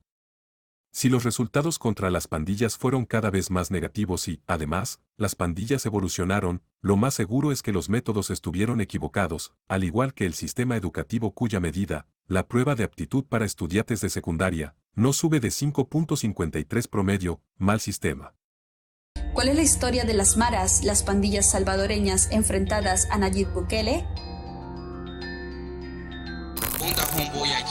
Representando el Big Barrio de la Mara Salvatrucha. Mara Salvatrucha o MS-13 es una de las pandillas callejeras más famosas y temibles del continente americano. Se fundó en los barrios marginales de Los Ángeles, Estados Unidos, en los años 80, un tiempo en que la guerra civil en El Salvador, Guatemala y Nicaragua obligó a muchas familias a emigrar hacia los Estados Unidos en busca de una nueva vida. Muchos de esos refugiados terminaron asentándose en la principal ciudad de California, encontrando un nuevo hogar en los barrios del este y centro y en el Valle de San Fernando, donde los mexicanos llevaban largo rato creando comunidad. Allí, los amos de la calle eran las pandillas mexicanas, las cuales empezaron a tomar el control sobre los nuevos migrantes, motivando así el surgimiento de nuevas pandillas. La más fuerte de ellas se llamó Stoner de la Mara Salvatrucha o MSS. Su poder fue tal en California que la solución que Estados Unidos planteó fue la extradición masiva de esos pandilleros hacia El Salvador a mediados de la década de 1990. Se estima que unos 4.000 fueron arrestados y deportados. Una solución cortoplacista que a la larga traería consecuencias. Estos mareros llegaron a un país pobre, devastado por la guerra y las familias rotas. El caldo de cultivo perfecto para seguir creciendo. Según la Real Academia de la Lengua, un sistema es un conjunto de cosas que ordenadamente relacionadas entre sí contribuyen a determinado objetivo. Si a las pandillas se les da un enfoque sistémico, permitiría identificar primero sus componentes y, posteriormente, definir las estructuras ideales para enfrentar cada uno de esos componentes con el método más adecuado. Antes se hablará de 3 tipos de combate a las pandillas, uno referido como un enfoque SBPS, otro como organización y otro como componentes de proceso, todos vistos como un sistema. La primera forma de combate surge de un enfoque SBPS, el insumo para el caso viene dado por el modelo básico del ciclo motivacional del ser humano. O sea, un viaje, una identificación a la psiquis del sujeto en su origen. Antes se estableció que el ser humano es de naturaleza biopsicosocial, pero aquí se describirá la antesala de la conducta del pandillero. El estado natural del ser humano es el equilibrio BPS, lo cual le genera un equilibrio interno. Dado que se desenvuelve en un ambiente dinámico, es un ente social, surgen a cada instante necesidades de todo tipo que quiere satisfacer, como sed, hambre, sexo, afecto y otros. Cada necesidad nueva que surge altera el equilibrio interno del sujeto y le genera tensión. Esta tensión lo lleva a asumir comportamientos o ejecutar acciones naturales para satisfacer esas necesidades y, como consecuencia, recuperar el equilibrio interno. Así transcurrirá su vida hasta morir y sus necesidades se las satisface él mismo, su familia, sus amigos, la sociedad, el Estado, su patrono, todos los diferentes entornos donde se desenvuelve. La anterior es la condición normal. La anterior es la condición normal. Pero, ¿qué es lo que altera ese ciclo y cuáles son las consecuencias? Sucede lo descrito en la figura. De nuevo, surgida una necesidad de cualquier orden, se ha roto el equilibrio interno, surge la tensión creada por la situación anómala y el sujeto adopta el comportamiento natural para satisfacerla y recuperar el equilibrio. En la figura hay elementos nuevos, el sujeto encuentra barreras que le impiden satisfacer esas necesidades, a pesar de sus acciones normales. Esa situación le genera insatisfacción, la cual a su vez no le permite recuperar el equilibrio volviéndose un desequilibrio continuo. Su naturaleza le obliga a continuar buscando satisfacer las necesidades, su insatisfacción le incrementa gradualmente la tensión y, al no poder sobrepasar las barreras, modificará gradualmente su normal comportamiento, hasta llegar a la violencia para satisfacer sus necesidades. Ahora vamos en un viaje a la mente de un sujeto sin trabajo. Amanece el día en su champa y su organismo le pide comer, también su familia. Eso altera de inmediato el equilibrio de su aparato digestivo, también altera la estabilidad en su hogar pues todos piden comida. Deja su champa para buscar trabajo para satisfacer la necesidad y no encuentra apoyo en nadie. Retorna por la noche a su casa insatisfecho y desequilibrado física, psicológica y socialmente. Toman una sopa de chipilín y se acuestan a dormir, eso no satisfizo. Amanece el siguiente día, después de un año buscando trabajo, y su organismo le pide comer, su familia también. Ya hay tensión debido a la insatisfacción acumulada de ayer, pero sigue buscando trabajo y no encuentra. Al final del día la tensión ha incrementado, ¿hasta qué punto soportará? Cada persona soporta diferente tensión. Nuestro sujeto, hoy en la noche se quebrantó debido a su desequilibrio físico, psicológico y social. Y dice, mañana no aguanto hambre. Al siguiente día, adoptará cualquier comportamiento o ejecutará cualquier acción anormal que le permita comer, a él y su familia, como robar, matar, traficar, prostitución, incorporarse a la pandilla. Ya vive dentro del ciclo de la insatisfacción y, generalmente, habrá caído en el crimen. Luego, esa conducta normal se volverá todo un sistema de vida, pues no quiere volver a soportar hambre. Nuestro sujeto sigue viviendo en la sociedad donde nació, la cual a su nueva conducta anormal le llama delito y lo reprime en la dimensión biológica, pero no llama delito a la falta de oportunidades que le negó en el origen del problema. Entonces, bajo estos términos, debe llegarse a encontrar las causas que rompieron el equilibrio de los individuos y de la sociedad, eliminarle las barreras y permitirle satisfacer sus necesidades mediante comportamientos normales para equilibrar a la sociedad. Somos una sociedad desequilibrada totalmente. Y es que el gobierno salvadoreño ha ordenado un encierro total para los 16.000 reos que se encuentran en al menos 5 cárceles exclusivas para pandillas. Ellos representan cerca del 35% del total de la población reclusa del país, estimada en 45.000 personas.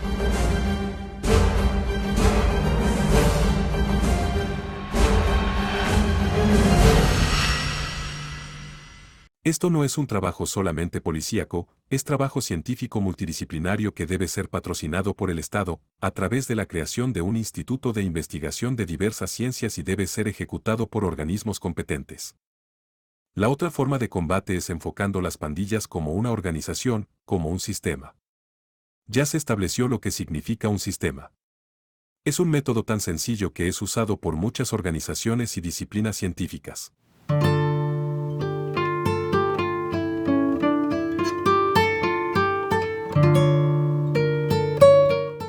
¿Cómo se pueden dividir las pandillas como un sistema? El primer sistema es el de mando y control. En este sistema están los que dan las órdenes, la ubicación de estos, el método de impartir las órdenes, los instrumentos para transmitir las órdenes, códigos, claves, sistemas de seguridad, andamiajes clandestinos, forma de establecer sus puestos de mando, etc.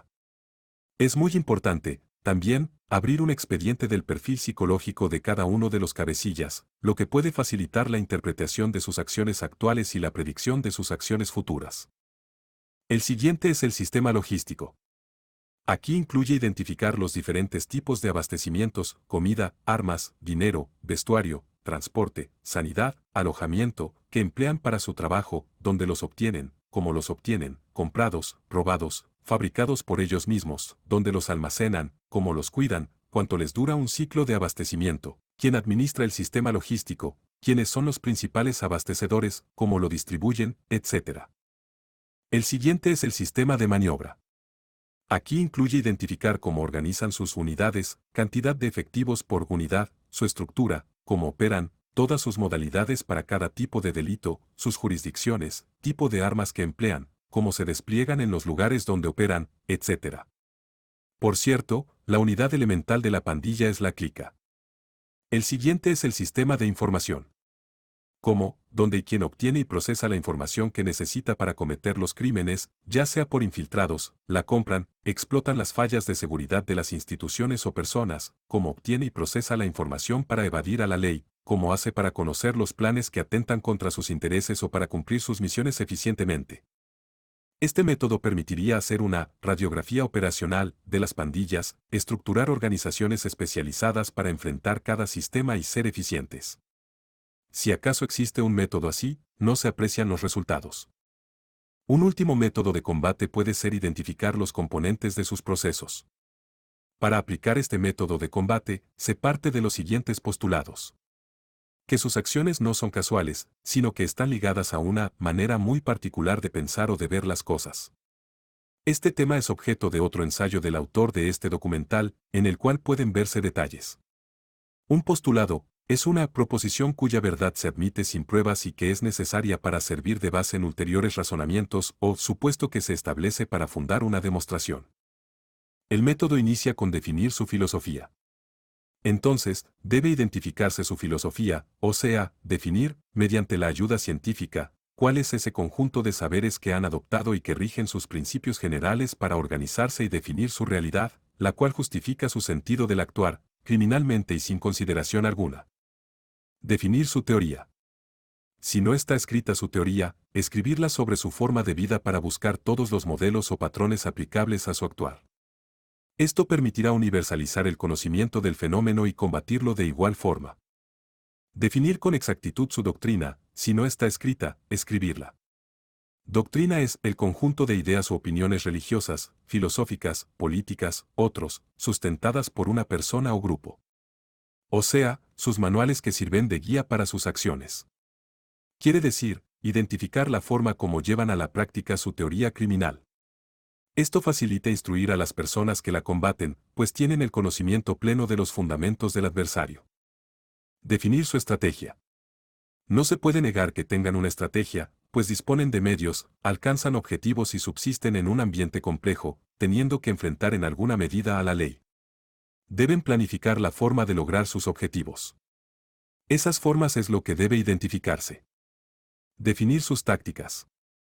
En griego táctica significa poner en orden las cosas.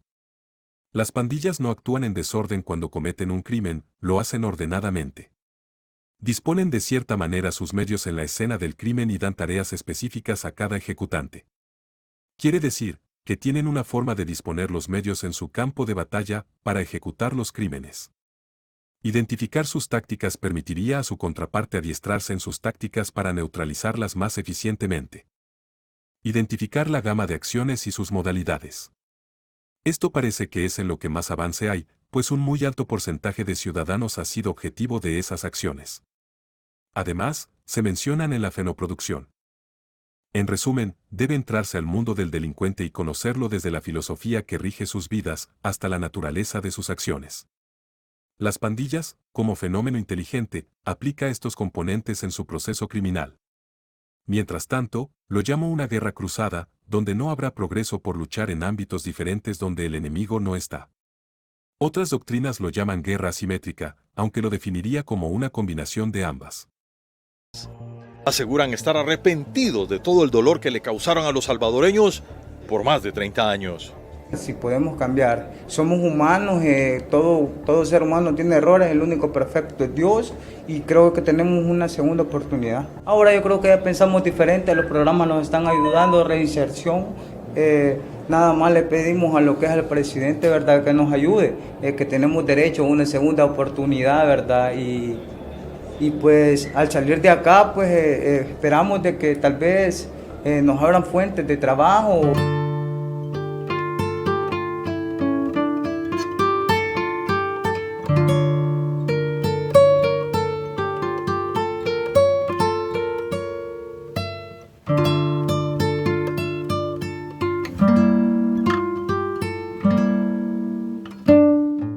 ¿Cuándo se originaron las pandillas?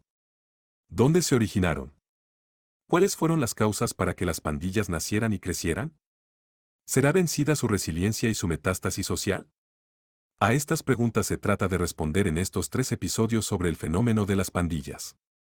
Vea los episodios hasta el final para tener una visión íntegra del fenómeno. Las drogas era otra fuente de dinero para las pandillas, el narcomenudeo, es decir, la venta al por menor de las sustancias prohibidas en los barrios, se convirtió en su especialidad de negocio. Pero lo más lucrativo era dar seguridad a los grandes cargamentos de los cárteles de la droga mexicanos.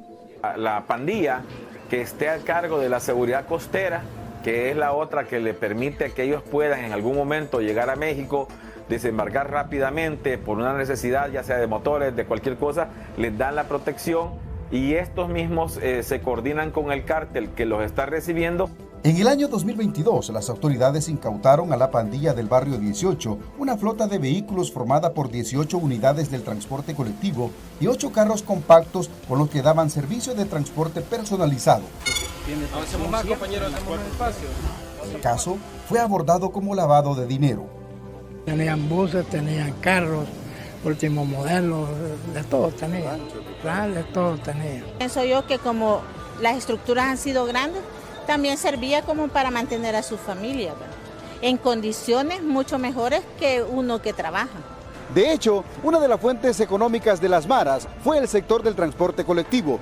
Los dueños y empleados de estas unidades debían pagar a ambas pandillas por movilizar pasajeros en sus territorios. Decenas de conductores y cobradores fueron asesinados por la falta de pago. En los tiempos más críticos, los empresarios llegaron a pagar hasta $30 millones por año, según confirmaron en su momento los transportistas, a cambio de evitar atentados como estos. En 10 años, Dichos ingresos representarían al menos unos 300 millones de dólares obtenidos por las pandillas por medio de las extorsiones. Eso sin contar los otros ingresos de las drogas y los negocios basados en el lavado de dinero. No olvides dar like, compartir, comentar el video y suscribirte al canal para poder tener acceso inmediato a los videos publicados, donde el pensamiento crítico es el fundamento. La mayoría de los detenidos están relacionados con la Mara Salvatrucha, MS-13 y Barrio 18, agrupaciones criminales que por décadas han sembrado el terror en el país. Hasta antes de la respuesta del gobierno de Bukele, solo habían encarcelado unos 16.000 miembros de estos grupos.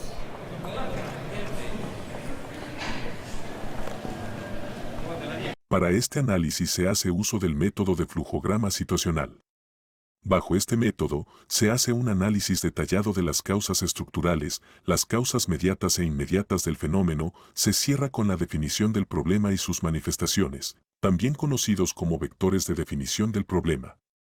En este episodio 3, se analiza la fenoproducción, donde se define el problema y las manifestaciones del mismo en el ambiente, las que se conocen como vectores de definición. Finalmente, y para completar el análisis, se establecen conclusiones y se aportan recomendaciones no vinculantes, surgidas del proceso de análisis bajo el método ya explicado. Esta es una vista gráfica del método empleado para el análisis, es un flujograma situacional, el cual facilita la comprensión del tema, la ubicación dentro del documental y el seguimiento al tema. Este es el tema que se trata en este episodio, la fenoproducción.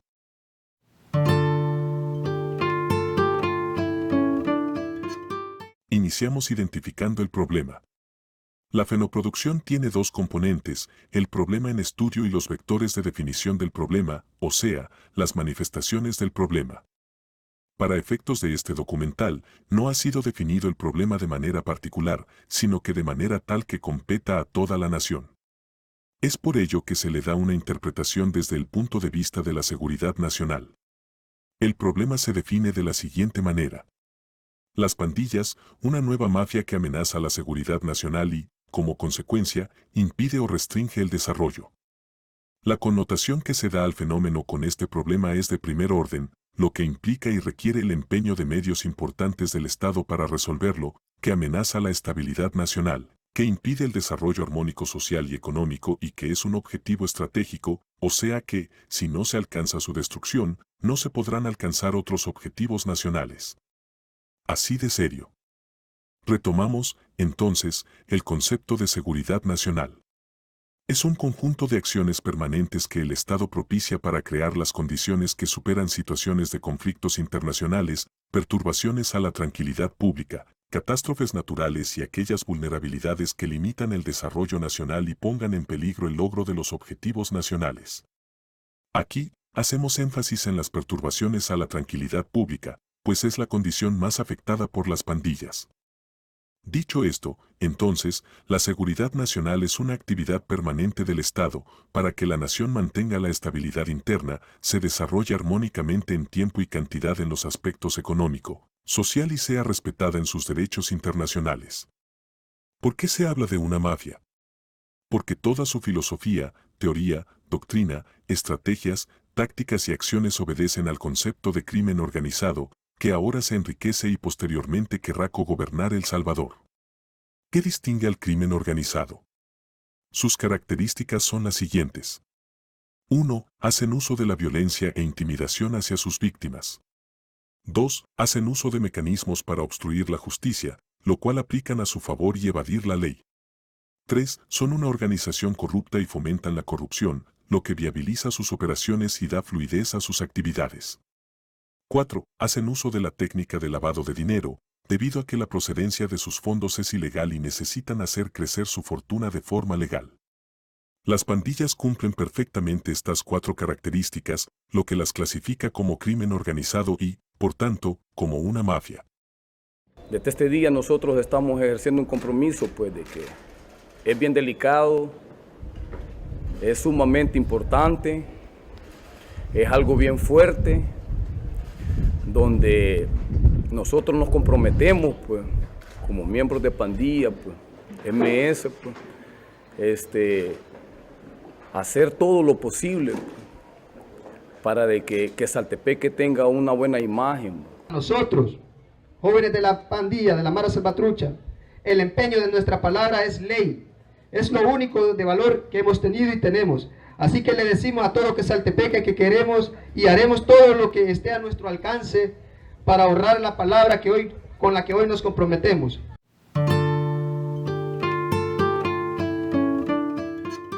Pasamos a los vectores de definición.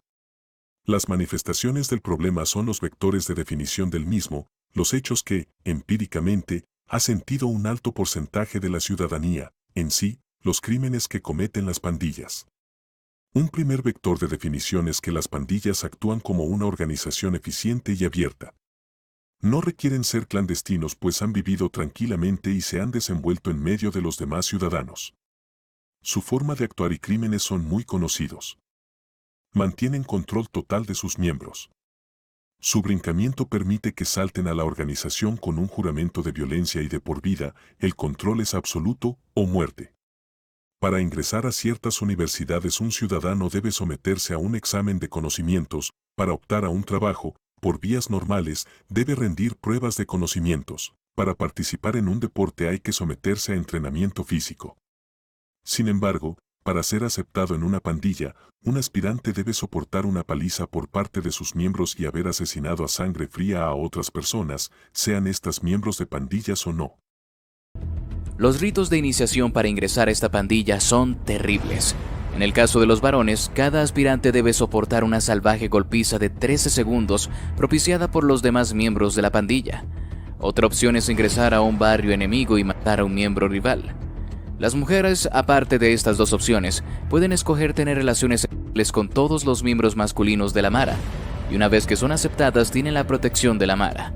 Pero también deberán acatar las decisiones de los hombres, lo que automáticamente hace que las chicas pierdan su libertad y quede en manifiesta el tinte machista y misógino de los mareros. Cada disciplina tiene su propia génesis. Las pandillas, para incorporarse, deben soportar una paliza. Ceremonial de iniciación para obtener membresía en una pandilla, que consiste en resistir una paliza dada por otros miembros de la pandilla. La impunidad de las pandillas para operar ha tenido a la base varios factores, siendo las más notables la negligencia y la corrupción de los que fueron responsables de evitarlas y combatirlas. También ha existido una fuerte dosis de desconocimiento del fenómeno, pues no ha interesado. Las pandillas mantienen un férreo control territorial. La pena de invasión a sus territorios es la muerte. Por tanto, tienen bien clara su jurisdicción. Son pequeños estados dentro de otro estado, la geopolítica llama a esto enclaves. Cometen todo tipo de asesinatos, sin mediar razones, basta con afectar los intereses de la organización para ser condenado. Una vez la víctima haya sido condenada sumariamente, ya sea miembro u otra víctima ciudadana, muere. Las extorsiones. Esta actividad deja un alto lucro financiero que va a parar a su sistema logístico, bastante oscuro para la mayoría de ciudadanos. Es la principal fuente de financiamiento de la organización, propiciando, después, el lavado de dinero para hacer crecer su fortuna. Los secuestros. Tienen la misma naturaleza criminal y financiera que las extorsiones, aunque lo hacen en menor medida. Mantenimiento de sus efectivos. Mantienen la cantidad y calidad de sus miembros y bajo rigurosos estándares, ya sea reclutando por vía directa o tomando a los ciudadanos que les entrega el Estado al no darles oportunidades honestas. El mantenimiento de los efectivos de las pandillas son un sistema de expansión social que les ha permitido generar una metástasis social, con lo cual hacen partícipes de la organización a familias enteras y a comunidades enteras. Estas familias o comunidades tienden a depender de este estilo de vida para su subsistencia, casi sin alternativas. Eso hará que el problema llegue a tener solución profunda y definitiva. Son un fenómeno inteligente. En poco tiempo han saltado de ser un grupo de vagos a ser una nueva mafia organizada y con beneficiarios incógnitos que reciben los beneficios de la gama de delitos que cometen. Son muy resilientes, han venido mutando, actualizándose y progresando, lo que gobiernos anteriores al año 2019 no quisieron o no pudieron detener.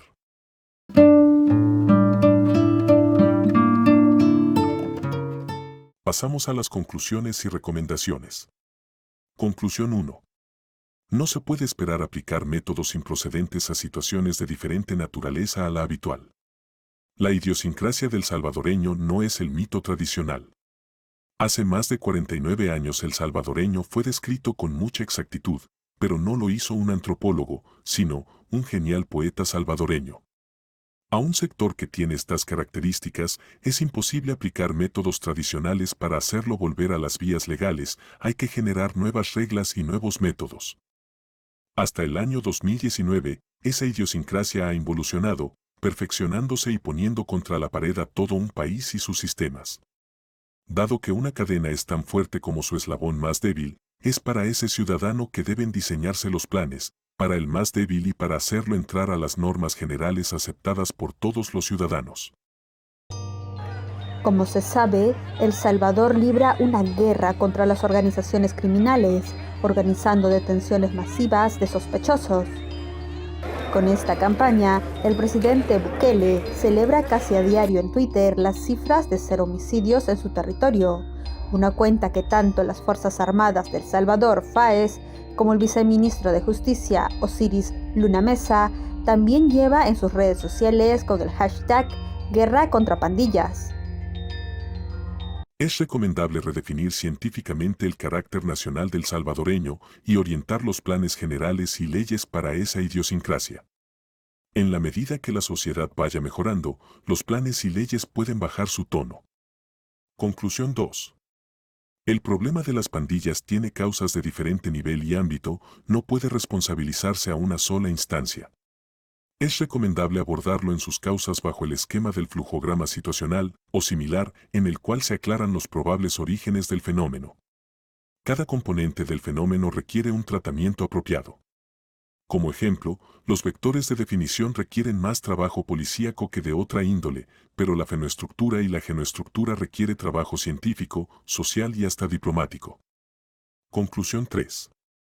El abordaje simple del combate a las pandillas solo incentiva la naturaleza violenta de la organización, pues cada persecución, cada captura o encarcelamiento da nueva vida al juramento del pandillero, el cual es uno de sus fundamentos filosóficos. O sea que el plan Mano Dura y su saga fortaleció la filosofía de las pandillas, esa es una de las razones, quizás, por la cual generalmente incrementaban los crímenes a la par de los planes que se implementaban. El sistema ha estado alimentando los fundamentos filosóficos de las pandillas con sus métodos de combate aplicados con anterioridad. Es recomendable abordar el combate a las pandillas bajo un esquema de los componentes de sus procesos criminales, lo cual requiere el concurso de equipos multidisciplinarios. En cada etapa del proceso la preponderancia del combate lo debe llevar diferente organización estatal, no siempre la policía. Los componentes del proceso son la filosofía, la teoría, la doctrina, la estrategia, la táctica y las acciones, en ese orden estricto. Conclusión 4. No se puede abordar a un sistema tridimensional solamente en una de sus dimensiones. Así nunca se encontrará la respuesta planificada, pues el actuar del criminal es abastecido por las dimensiones no atendidas. Esto genera un ciclo eterno. Es recomendable considerar, en el combate a las pandillas, las 3 dimensiones que, como seres humanos poseen, y adoptar planes y mecanismos adecuados para cada una de ellas. Estas dimensiones son la biológica, la psicológica y la social. Conclusión 5. Si un problema se aborda sin conocer todos sus componentes, el adversario simplemente se acomoda a la nueva situación, subsidiado por los demás componentes. Es recomendable tratar a las pandillas bajo un enfoque sistémico, lo cual permitirá enfrentar a cada uno de sus subsistemas con las leyes, organizaciones y métodos adecuados. Conclusión 6. El problema de las pandillas ha sido tratado bajo la óptica policíaca, cuando en realidad es un problema que compete a la alta esfera de la seguridad nacional, dado que amenaza la estabilidad, la armonía social, el desarrollo y, además, obliga al Estado a empeñar medios importantes para resolverlo, recursos que deberían ser empleados para invertir en desarrollo nacional. Su origen está en los refugiados de la Guerra Civil Salvadoreña que huyeron a Estados Unidos. Los 2 principales son la Mara Salvatrucha 13 y Barrio 18, organizaciones muy poderosas a las que el Estado salvadoreño ya intentó combatir anteriormente con la técnica de la mano dura, pero que fracasó en el intento. Es recomendable enfocar el problema de las pandillas como una amenaza a la seguridad nacional, lo que permitirá definir las políticas e instancias adecuadas para combatirla. Conclusión 7. Caos en griego significa abertura. Según la Real Academia de la Lengua, caos significa confusión, desorden. Quiere decir que, al interpretar el caos, puede decirse que es el reino de la confusión y el desorden resultante de las aberturas erróneas que dejan, inadvertidamente o no, los sistemas de un Estado en sus órdenes político, social, económico o militar. Dado que el ser humano es de naturaleza social, vive en grupo y siempre cree en algo superior a él, siempre espera ser conducido en condiciones de crisis. Cuando esto no sucede, el ser humano cae en la confusión y desorden. Eso es lo que ha sucedido desde 1980 hasta 2019 con el establecimiento de las pandillas en El Salvador. Las pandillas impusieron sus normas a una sociedad entera y generaron caos, volviéndose ellos en los administradores del caos, para su beneficio. Es recomendable adoptar soluciones inmediatas que impidan que la situación en El Salvador se torne un completo caos, dentro del cual surgirán diversas formas equívocas de enfrentar los problemas. Alejados de los cánones legales, se perderá la institucionalidad y oscilará la democracia.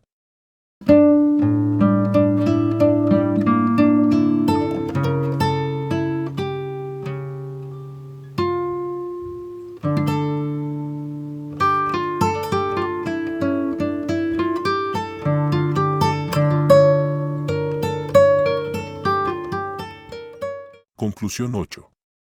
Un principio fundamental de la ciencia de la organización es unidad de mando, principio que permite unificar criterios, facilita la toma de decisiones, viabiliza la conducción, permite mantener la ejecución de los planes dentro de las políticas establecidas y mantiene la organización en perspectiva con los objetivos. La situación en El Salvador no ha sido tratada bajo este criterio, pues es una deficiencia orgánica del sistema democrático. Agregado a esto, la situación delincuencial en El Salvador ha tomado características de una epidemia. Sin embargo, las medidas tomadas con anterioridad no obedecían tampoco a este calificativo. Debe distinguirse el plazo de los efectos, pues un terremoto tiene efectos inmediatos, pues en un instante mata a 3.000 personas, es una crisis.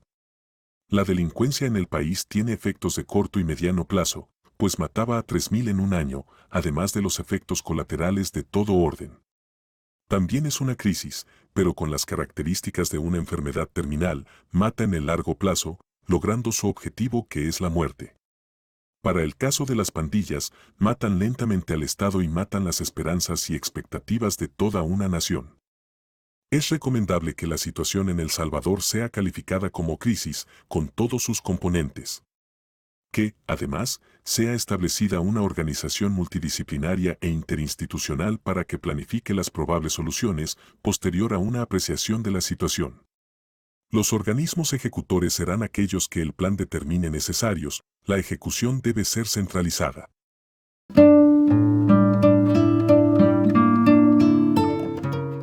Conclusión 9. El resultante de este análisis establece que el fenómeno delincuencial en El Salvador es de carácter multicausal y su rango temporal es extenso, pues, si se toma el flujograma situacional, cada recuadro describe precisamente las causas y su ambiente.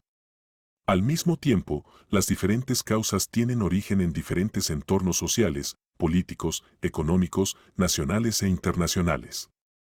Es recomendable que cualquier plan que sea diseñado para neutralizar la delincuencia sea de carácter integral, lo cual implica considerar todos los entornos causales, económico, político y social. Considerar todos los plazos causales, estructurales, mediatas e inmediatas.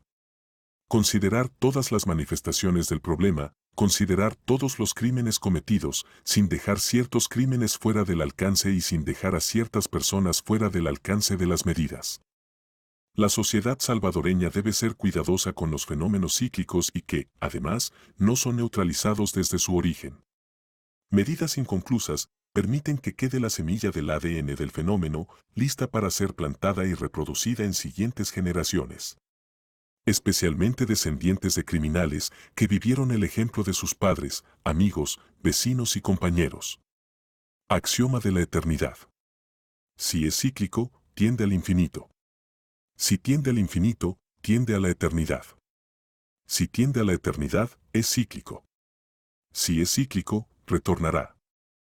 Este es el modelo en el cual hemos basado nuestro análisis sobre el fenómeno de las pandillas, el cual es útil como mapa para ubicarse al interior del contenido y dentro de la realidad. Pero la llegada del presidente Nayib Bukele habría cambiado esta realidad. Más de 66.000 pandilleros han sido detenidos en el último año y el objetivo es llevar tras las rejas a todos los miembros de las maras. Una de las primeras medidas fue cortar sus comunicaciones con el exterior. Fueron instalados en las cárceles fuertes sistemas de bloqueo de señales y les decomisaron todos los aparatos electrónicos. Esta administración ha recluido a pandilleros rivales en una misma celda, obligándolos a convivir como enemigos. Para el año 2022, tal como el año 2015, ha dado inicio una guerra contra las pandillas, cuyo eje central es el encarcelamiento de los miembros de pandillas. Ya existen muchas experiencias que dicen que esta medida nunca ha llegado a buen fin. Las medidas actuales se dan en medio de acusaciones de diferentes medios sobre la existencia de acuerdos entre el gobierno y el crimen organizado, desconociéndose los términos de estos acuerdos. Eso no es tema de este contenido. El método actual de combate a las pandillas posiblemente no ha considerado que el estado actual del crimen organizado, en forma de pandillas, es más complejo con el paso del tiempo, pues este ya es una metástasis social, en la cual pandillero, familia y compañeros son una unidad indivisible, por lo que los daños colaterales no son tales, sino que son daños directos a todos los componentes orgánicos de la pandilla, pues su fusión es tal que cada miembro y su núcleo familiar viven del crimen. En el medio y largo plazo, dada la capacidad resiliente de las pandillas, estas mutarán y se adaptarán a estas medidas, pues simplemente de eso viven sus miembros y su familia. Esto es, si no se soluciona la situación social de todos los componentes de las pandillas que quedaron atrás. Difícilmente se dejarán morir, en todos los sentidos. Las pandillas iniciaron como una epidemia, pasaron a ser una endemia, ahora son toda una pandemia criminal. Solamente encarcelados han cesado, temporalmente, sus crímenes. Las estructuras han sido grandes, también servía como para mantener a su familia, ¿verdad? En condiciones mucho mejores que uno que trabaja. De hecho, una de las fuentes económicas de las maras fue el sector del transporte colectivo. Los dueños y empleados de estas unidades debían pagar a ambas pandillas por movilizar pasajeros en sus territorios. Decenas de conductores y cobradores fueron asesinados por la falta de pago. En los tiempos más críticos, los empresarios llegaron a pagar hasta $30 millones por año, según confirmaron en su momento los transportistas, a cambio de evitar atentados como estos. En 10 años, dichos ingresos representarían al menos unos $300 millones obtenidos por las pandillas, por medio de las extorsiones. Eso sin contar los otros ingresos de las drogas y los negocios basados en el lavado de dinero. Aquí concluye este documental. Es una contribución con algunas ideas para disponer de otra forma de abordar el problema, antes que el problema tome dimensiones inalcanzables para la ley. Pues, como una metástasis social que es, las medidas que se ejecuten en su contra, alcanzan a la totalidad de la población relacionada directa o indirectamente con las pandillas.